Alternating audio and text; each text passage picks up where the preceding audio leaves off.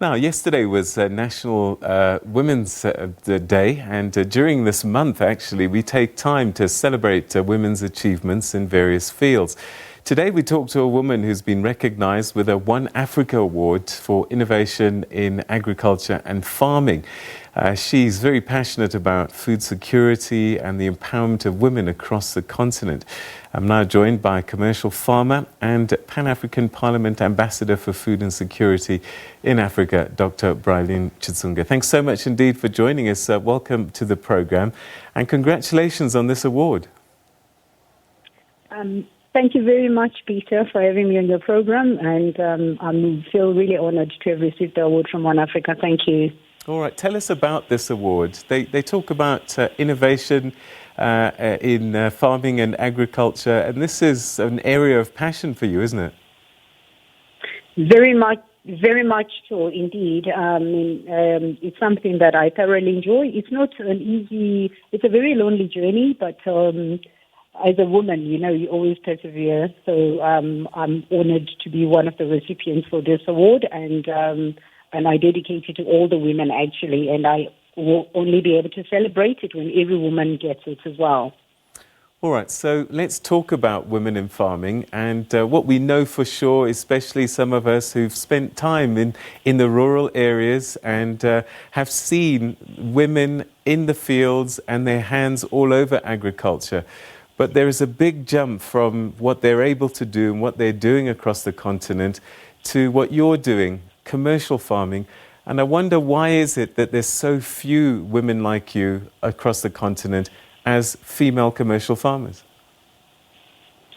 Peter, I must admit, the journey hasn't been easy at all. And until when government steps in and take it more seriously, I don't see any hope in any women achieving anything at all, because it's quite difficult. You can see the women farmers and entrepreneurs, they face higher entry barriers than men in modern value chains.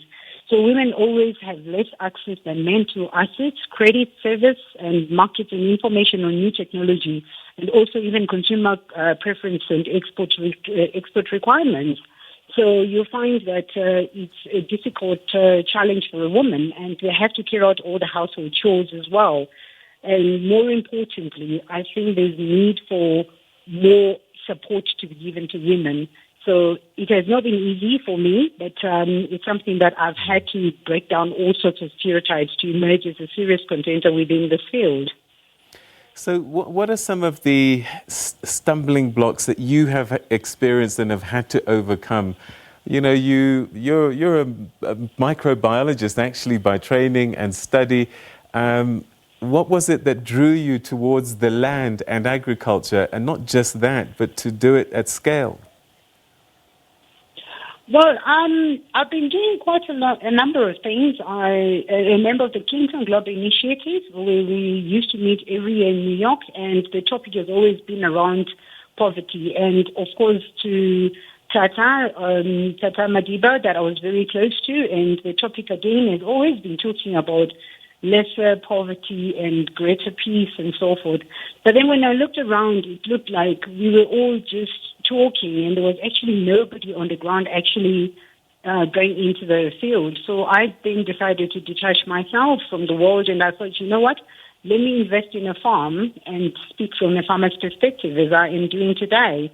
But I don't want to lie to you. It has not been easy, but if you get the right mindset, and I've had to seek help from other farmers to ask how things are done.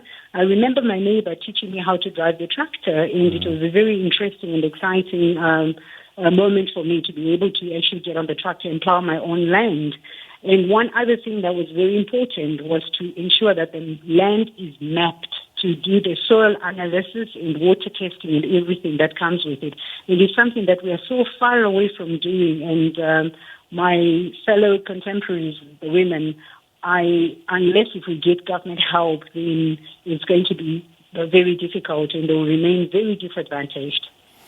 So you're the Pan-African Parliament Ambassador for Food and Security on the continent. Tell us about the challenges that female farmers across the continent are facing. If I remember correctly, one of the issues is tenure of land, actually owning it, and women, by and large, whether it's patriarchy, cultural, whatever, seem to have challenges when it comes to owning the land that they work so many hours on. Yes, it's very difficult. I mean, even in this country, you have the right use to use the land, but unfortunately, you can't take that piece of paper to the bank and then get any sort of like collateral against it, because the land doesn't really belong to you and no financier is interested in talking to you. So the challenges of the smallholder farmers in Africa, I've summed it up that they are disadvantaged all across the continent. They've not been given the support that they need to flourish. And you find donors and governments have really neglected the smallholder farmers, both through their approach to agriculture and the dramatic decline in public finance allocated to agricultural livelihoods as well. So African governments often do not give agriculture high priority, but of late we've been seeing a trend now where each and every single head of state, when they come in, I mean, I saw an interview with Excellency from Malawi, and the first thing that he talked about was agriculture. So you find the shield is now changing. We're beginning to see a change where now we're talking about farming, but how is it going to be done? We need to get all the farm extension services on board, which would engage with the needs of disadvantaged smallholder farmers in Africa and serve as a link to the scientific community, because we're now talking about biotechnology and all these other things as well that come with it.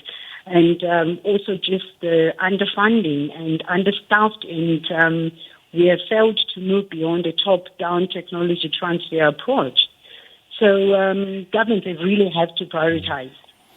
Do you think that there's enough policy, and even then it being implemented? We've had a number of protocols that have been signed over time that governments should spend a certain percentage of their GDP budgets on agriculture, but we haven't really seen it playing out. What needs to accelerate this and make it a real thing? Because at the end of the day, food security is very serious, but also we have some of the most arable land in the world on our continent, but at the moment, sadly, underutilized. Well, it's not just arable land. We've also got the human capital, as you know. But the thing is also, I just feel that government has failed to prioritize policy and legal challenges, legal changes, and financial support in institutional innovations that would turn the small-scale farming systems into a commercially viable livelihood in the longer term. Instead, they've assumed that agricultural growth is in favorable areas will be sufficient to generate more employment in agriculture and produce more food, which is really not the case. And so it is really disadvantaged and marginalized the smallholder farmer. So there's a lot that needs to be done, Peter, and I think through platforms as the media, we're looking up to you to also assist in getting the messages across, and more importantly, to the rural poor, where you know the infrastructure is in a bad shape right now. All right. Dr. Brylyne Chitsunge, once again, congratulations on your award and the fine work that you're doing in terms of promoting agriculture, not just for women, but to agriculture in general. And we look forward to celebrating more women like you in the coming years. Thanks so much indeed for your time, and well done. Thank you very much, Peter. Please take care of your stomach infrastructure. Maybe we have to start using those kind of words now. I'm the caretaker of your stomach infrastructure. Perhaps we'll be better respected then. Thank you very much. Wonderful. That's Dr. Brylyne Chitsunge, who's the Pan-African Parliament Ambassador for Food and Security, who's won an award for innovation in farming and agriculture from One Africa. All right.